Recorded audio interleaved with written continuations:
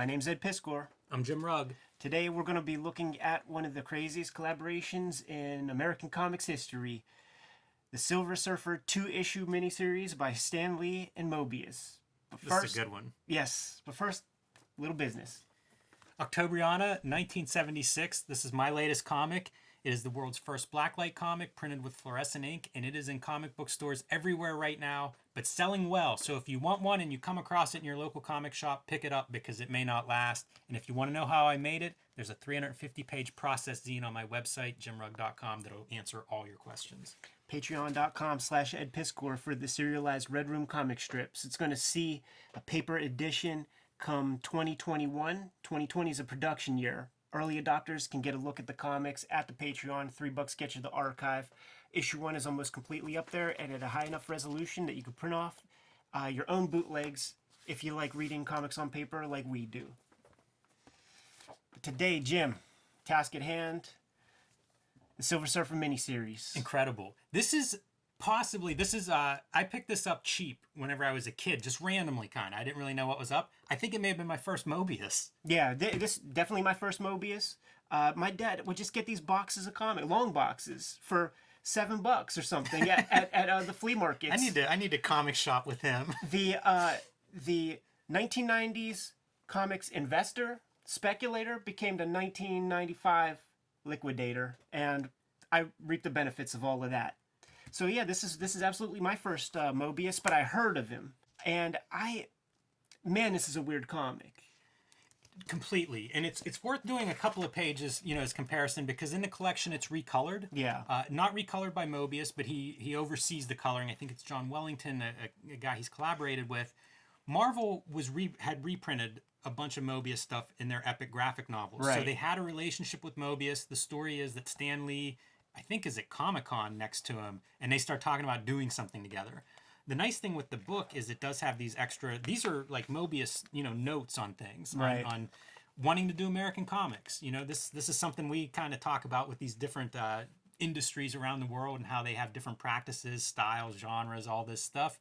So Moebius was interested in the American comics, even the coloring, which is one of the cooler things, I think, with the original issues of this is seeing Moebius through that, very limited palette of the Marvel DC Comics coloring at the time. But there's a sequence in here where he talks about his pens and how they wear down as time goes on. So they get heavier as the story goes on. That blew my mind because I did get this randomly at a pretty young age. And so it was really new to me. The lettering is something that's odd. Yeah. He does not color this series, though. I think he works closely with the colorist and sort of has a kind of a co-coloring credit. But the lettering was something, that was the first thing I noticed when I started looking at this, and it was like, what the heck is this? Much more readable in your version, at least in issue 1, because let's take a look at that, man. Pretty hard to read. Yeah. I mean, this is Marvel's, like you'll see it in the Indicia too, where its details just aren't going to work on whatever version of newsprint they were using at this point. Maybe the plastic printing plates. It's definitely flexographic printing because we will see like thin lines in some of the building structures. You could see it here. There's a warping, and when you get the uniform warp, that means the plastic plates are being used. One more note on the coloring and the two versions of it.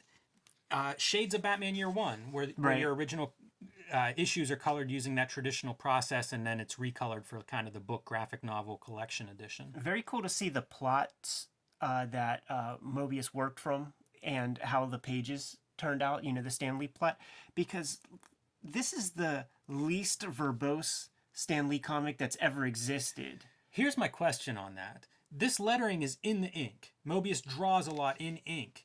It looks like it's part of the original art. Is Moebius scripting this himself? I think he is. Breaking Kayfabe, I have been a part of projects that had a Stan Lee introduction. And the way it worked was somebody else that we were affiliated with wrote the whole introduction in Stan Lee voice. And they send it off to the Stan Lee people. They get a little check mark on it, and then you get to publish it and say that Stan Lee wrote the intro.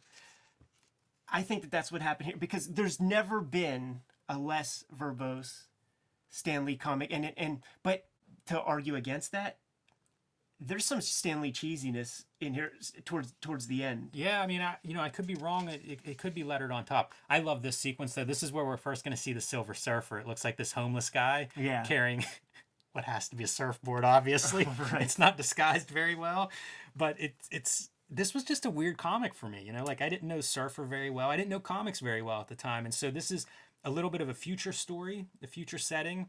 Its own environment. It's not really connected with the Marvel universe at large or anything like that. And honestly, like, it's like Moebius and Stanley read the Epic Akira and were like, well, let's do a version of that or something. Could have been. They were probably both on the mailing list, right? It has that vibe, man. It's you know, here comes Akira. Talk about dramatic coloring. How about that? You know, this is the arrival of Galactus, and we see color is pulled out of the world. You know, the arrival of a god. So many of these comics, it feels like they have these moments, these world changing moments that happen. Yeah, and of course, when the god comes, instantly becomes a deity, man. People start to worship him, and this is the Akira kind of stuff, man. There's like the religion, the religious factions that start to worship him and stuff, and of course, you got some televangelist character who's like seizing the opportunity. Yeah, superheroes as gods. There was somewhere, and it might have been in the collection. Yeah, that's Look at just how thin not that is, right? not great printing right there. They talk about the Stanley plot for this was like 5 or 6 pages, and whenever Moebius broke it down, it became 46 pages. Like Moebius gives credit to it being, it broke down perfectly. Like obviously Stanley knew how to work this Marvel method, and maybe that's what the scripting comes from. You know, like if he broke that down from the plot, maybe that's what was given to Stan Lee in terms of like, okay, now dialogue and stuff. Man, the coloring is different than the final book too, or the book collection. It's really cool to see some of the, you know, like the magenta Galactus silhouette. All right. It's a very simple story, and also Silver Surfer is like one of the coolest looking characters, but really is a twerp. Like, he's just a crybaby. There it is, revealed in all his glory. It's not a homeless guy. I like Moebius is good with weight, and I think that helps with the. I think the best Silver Surfers often have that quality of weight or weightlessness that somehow is expressed visually, and I think Moebius does a good job of that. Interesting way of interpreting the metal. Like that's always like the dicey proposition. How do you sell this as metal in black and white line? There's an incredible Marvel Age cover. I think it's issue 71 maybe. It's Moebius. It's for this book, so it's Moebius doing Silver Surfer, and it's using the standard coloring process, like the Marvel process, and it captures that metal thing really well. Also, when I think of Moebius, I think of scale. And, Right. and again and again, you see it looks so good with Galactus and Surfer next to him. See, that's, I think, a pretty good balance kind of weight. Sure. And that says it all, too. The mopey, lonely Silver Surfer. I like the line, the very simple trail line. Very European. Yeah, very clean line. Here we're getting to those thicker lines. Yeah, I wonder, though. It looks almost like a printing. This right here? Yeah.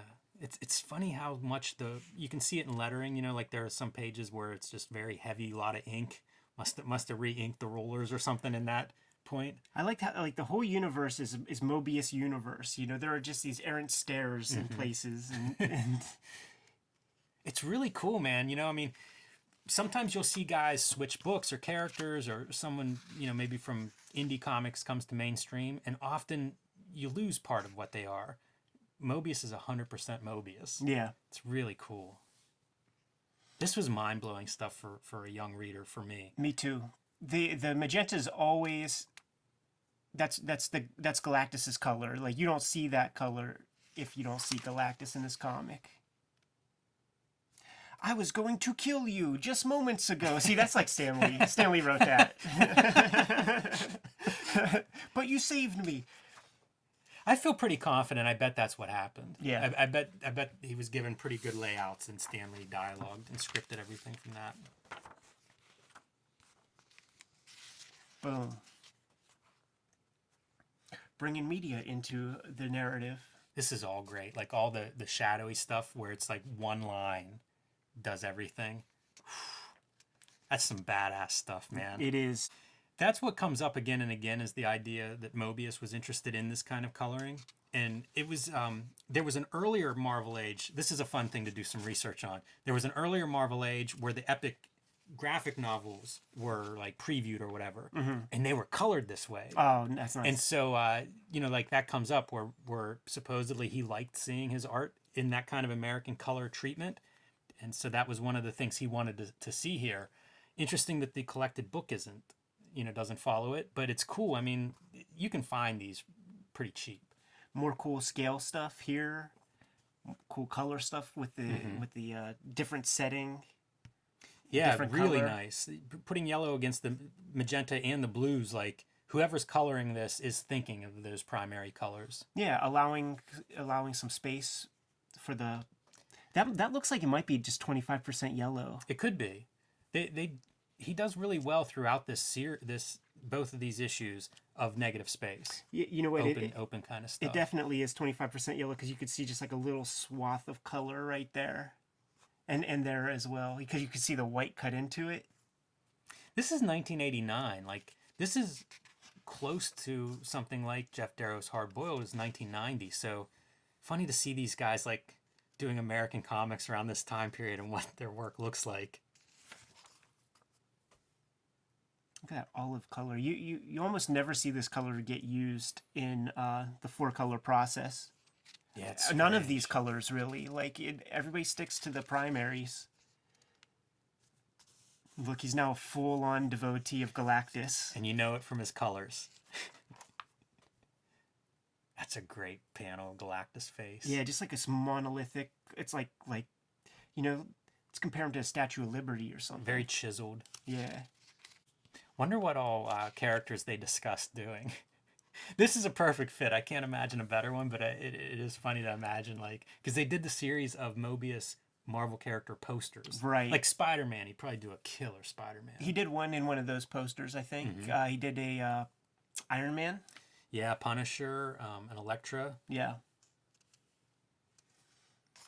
It's a good looking White House. Like that's another thing that we can collect and just show a million of, like everybody's version of the White House. Yeah, you could. And he didn't cheat. Everybody light boxes, just blows up a $20 bill and you know, traces. He didn't cheat. Final schmoz. Silver Surfer wins, and the American people, the people of the United States, rally around Silver Surfer and want him to be their new leader. Yeah. Yeah, they're voting on which god they want to follow. Yeah. Which superhero god they want to be led by. Man, that Galactus ship is a penis, and then we turn the page and there's a building penis. Yeah, it's a lot of big fucking verticals. dog dick. And he's receiving his Nobel Prize or something, and is just thinking, see, this is Stanley's back. Stanley came back. He's definitely right in this, and it's just this like paper bag that he needs to write himself out of. And the best the Stan could think to do is have him accept their nomination as a leader or whatever, but then he starts to lay all these demands out, you know, worship me every Sunday, like all this kind of thing. And the people are like, no, fuck you. But there's one guy in the crowd who's like, he did it for our benefit. What a weird story. Yeah, pretty bad ending. And then remember the Super Mario 3 commercial? Mario, Mario, pull out, and then the Earth takes the shape of Mario. That's funny. That's around this time. Silver Surfer, he can only be by himself. Nobody can understand. What a So bitch. sad.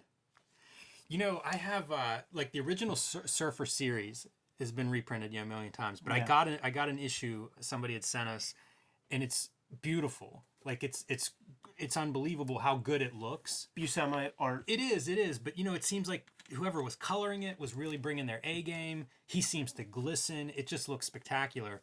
And you always hear like the Stan Lee connection to that character, which, you know, depending on where you come down in Stan Lee Jack Kirby, it can be a kind of a bitter pill, but he's often sort of talked about that, you know, the nobility of the surfer, right, is this real aspirational character that he connects to.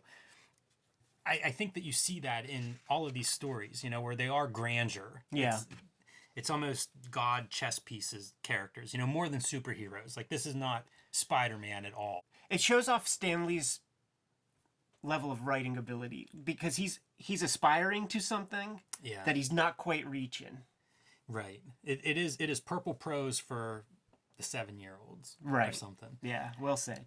I would note again that Moebius doesn't color this. He does, you know, he's co-credited or you know, works closely with the colorist, but he does letter it. And that was so atypical for comics. So like, I get hold of this at a young age, and that lettering is just like it's from a different planet. It's so weird. And then he talks about it in that collected edition, you know, and the lettering being an extension of the drawing and part of the storytelling and everything. That was a really different way to think about making comics in an American comic, Right. especially, you know, an American Marvel superhero comic. A very different thing.